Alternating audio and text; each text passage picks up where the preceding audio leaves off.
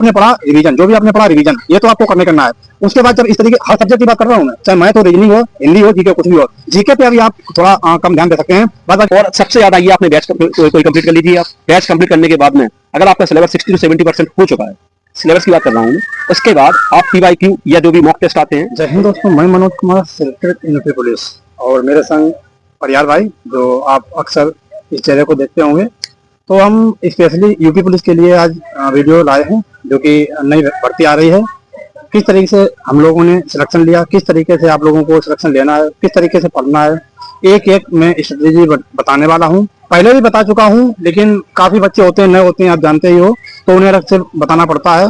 और step by step बिल्कुल zero से अंत तक किस तरीके से हम लोग यहाँ पे आए हैं, और किस तरीके से इसके अलावा भी यूपीएसआई की तैयारी किस तरीके से आप कर सकते हैं, वो सारी मैं इस वीडियो में बात बताने वाला हूँ। तो चलिए शुरू करते हैं। देखिए, पहले मैं थोड़ा बताता हूँ, उसके बाद मनीष परियार भाई की थोड़ी जो भी बताएंगे, और आप लोग देखिएगा। और कंपेयर किया इसमें, आप देखिएगा किस तरीके से इनमें थोड़ा अलग होता है। जैसे मैंने तैयारी की, इन्होंने तैयारी की, इन्होंने दूसरे टीचर से की होगी, हमने दूसरे टीचर से की, तो आप उस तरीके से जान सकते हैं जी। तो चलिए वीडियो शुरू करते हैं। देखिए, सबसे पहले क्या है, आप अब अभी वैकेंसी आएगी, उसमें समय लगेगा। जो यूपीएसआई की वैकेंसी है, इसका तो एग्जाम होने की संभावना है लगभग जनवरी में। जो कांस्टेबल की जो कांस्टेबल की वैकेंसी आएगी, इसमें जो है आप सिलेबस भी अभी पूरा कर सकते हैं, और नए बच्चे भी इसमें पढ़ सकते हैं, क्योंकि आप कोई भी सिलेबस लेते हो कम से कम 6 से 8 महीने का समय आराम से लगता है। फिर उसे रिवीजन भी करना होता है। और जो नए बच्चे हैं, जो पिछली बार यूपी पुलिस में बाहर हो चुके हैं, उनके लिए ज्यादा इसमें अवसर रहेगा।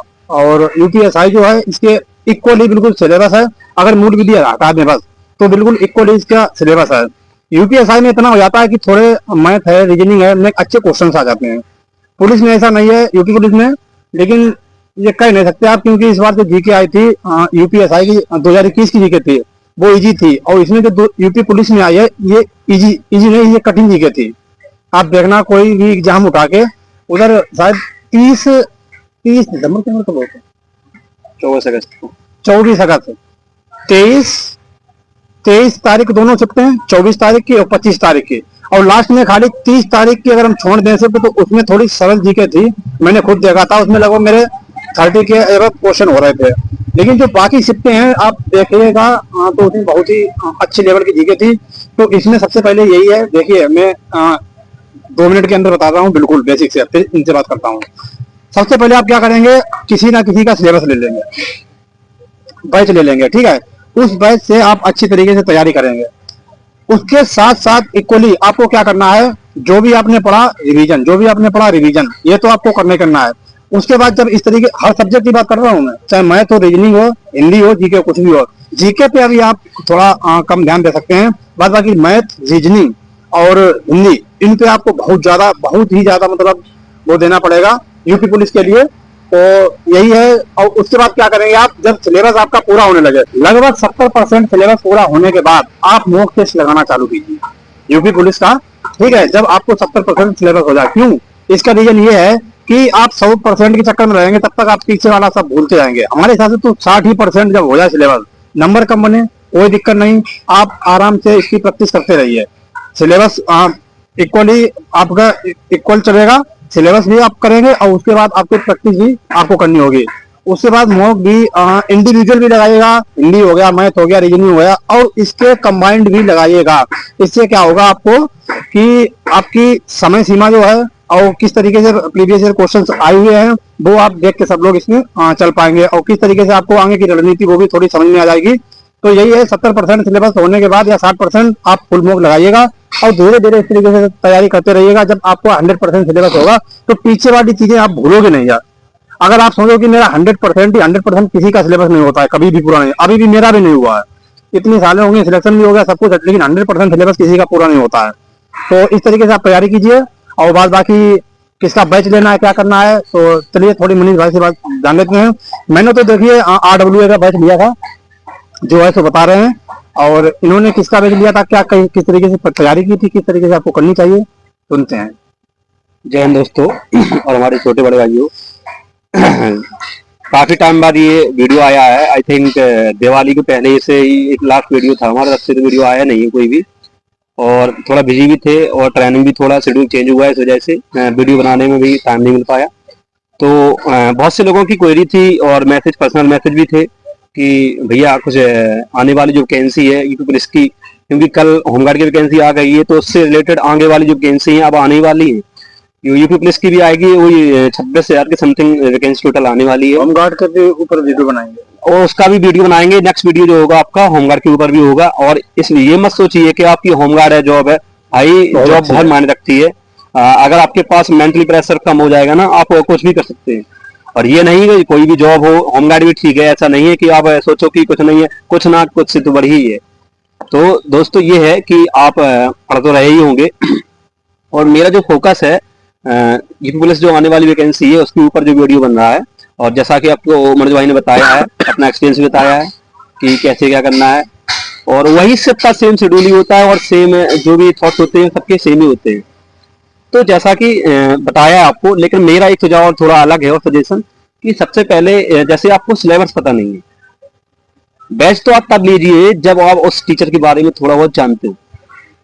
जैसे YouTube पे आप जाइए पहले और कोई भी जैसे आपने डाला उसमें यूपी पुलिस रिलेटेड कोई भी मान लो एग्जाम तैयारी तुम कर रहे हो, पुलिस की तैयारी कर रहे हो, कोई भी टीचर से पढ़ना चाहते हो, तो इसकी एक एक वीडियो देख लीजिए, ज्यादा नहीं 2 4 5 मिनट देख लीजिए और उसके हिसाब से फिर आप जज कीजिए। हालांकि मैं अपना ओपिनियन बताऊंगा कि मैंने कहाँ से क्या किया था, लेकिन मैं आपको ये नहीं कह रहा कि मेरा अकॉर्डिंग आप चलो, आप फ्री हैं भाई, कुछ भी कर सकते हैं, आप अपने अकॉर्डिंग चलिए। तो कोई भी आप बैच ले लीजिए और ऐसा बैच मत लीजिए भाई कि आपने 2 2 बैच ले लिए, एक ही बैच लेना है आपको और पूरा उसमें फोकस करिए और सेटिस्फाइड रहिए कि जो आने वाली वैकेंसी आपका सिलेक्शन होगा इसी बैच से होगा। क्योंकि अगर आप एक बैच छोड़ेंगे, दूसरा पकड़ेंगे, तीसरा छोड़ेंगे, तो इससे आपकी तैयारी और बिगड़ जाएगी और खराब हो जाएगी। तो सबसे पहले आप कोई भी एक बैच ले लीजिए, अच्छा सा कोई बैच जो आ रहा हो, जैसे एग्जाम प्रो आता है, RW आता है, और भी अलग अलग प्लेटफॉर्म पे हैं, उनके ले लीजिए। और सबसे पहले उसका सिलेबस पूरा नोट डाउन करिए आप। उसका सिलेबस नोट डाउन करने के बाद में फिर सब्जेक्ट वाइज देख लीजिए कितने क्वेश्चन कहाँ से आते हैं, चारों सब्जेक्ट क्वेश्चन देखिए। तो जैसे मैथ में 18-20 के समथिंग आते हैं और रीजनिंग जो होती है, रीजनिंग भी 55 के समथिंग होते हैं। लेकिन ऐसा है थोड़ा इसका एवरेज कम ऊपर हो जाता है, नंबर ऑफ क्वेश्चन जो होते हैं मैथ रीजनिंग के ऊपर डाउन और अप हो जाते हैं। और रीजनिंग जो होती है वो थोड़ी GS जो होती है वो 38 क्वेश्चन होती है और इंग्लिश जो होती है 37 क्वेश्चन होती है। तो मैन क्या है कि GS को इतना आप इंपॉर्टेंस मत दीजिए, अभी GS को थोड़ा साइड में रखिए और मैन फोकस करिए मैथ, रीजनिंग और हिंदी, क्योंकि ये जो 3 आपके सब्जेक्ट हैं ये समझ लीजिए सिलेक्शन इन्हीं से ही होगा 100%। जब आप एग्जाम लेके आएंगे, हॉल से निकलेंगे, एग्जाम हॉल से निकलेंगे, आप खुद ये समझ जाएंगे सिलेक्शन केवल इन तीनों से ही होगा। आप ऐसा नहीं है आप GS मत पढ़िए, लेकिन सिलेक्शन जो सबसे ज्यादा प्रोबेबिलिटी है सिलेक्शन होने की वो इन तीनों सब्जेक्ट से ही होती है। कोई भी जिसने भी सिलेक्शन दिया हो या भी जो भी तैयारी कर रहा हो अच्छे लेवल की, उससे ही पूछ लो, वो भी यही बताएगा।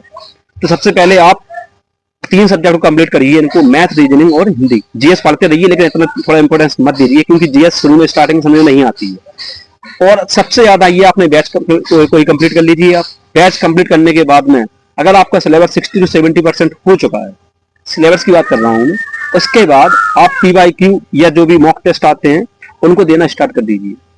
एक ऑफलाइन बुक लाइए कोई भी, और ऑनलाइन जरूर दीजिए, क्योंकि ऑनलाइन से क्या होती है एक्यूरेसी पता चल जाती है आपकी। ऑफलाइन में आपको ये पता नहीं चल पाएगा मैंने कितना टाइम दे दिया एक्यूरेट, मान लो हम लगा भी लिए टाइमर, लेकिन एक्यूरेसी वगैरह, परसेंटेज वगैरह, ये सब चीजें मायने रखती हैं। तो ऑनलाइन भी दीजिए, ऑफलाइन भी दीजिए, एग्जाम ऑफलाइन ही होगा आपका। और UPSI में आने वाली वैकेंसी इसका भी ऑफलाइन होगा। तो जो भी UPSI में लगे हैं वो तो भाई सिलेक्शन की फर्स्ट रेस में है, ये समझो वो लाइन में है वो सिलेक्शन की, क्योंकि उनको कुछ नहीं करना है भाई। जो UPSI का सिलेबस पढ़ रहा है उसके लिए पुलिस तो आराम से हो ही जाएगा सिलेबस। बाकी ये भाई थोड़ा बहुत मेहनत तो होती ही है अदर सब्जेक्ट के लिए भी, उसमें मूल विधि थोड़ा होता है, इसमें मूल विधि ये कुछ नहीं है। तो यूपी जो पुलिस आने वाली अपनी वैकेंसी है यूपी की, उसमें आप पूरी तरीके से लग जाइए। और जो भी फाइनल लिस्ट आउट हुए तो भाई आपके लिए सुनहरा अवसर हो सकता है, और अगली जो दिवाली है आपकी वर्दी में बिल्कुल होनी चाहिए। और सबसे पहले मैथ, मान लो आपकी बहुत से लड़कों ये होता है कि मैथ कमजोर होता है किसी का, किसी की हिंदी कमजोर होती है, किसी की रीजनिंग कमजोर होती है।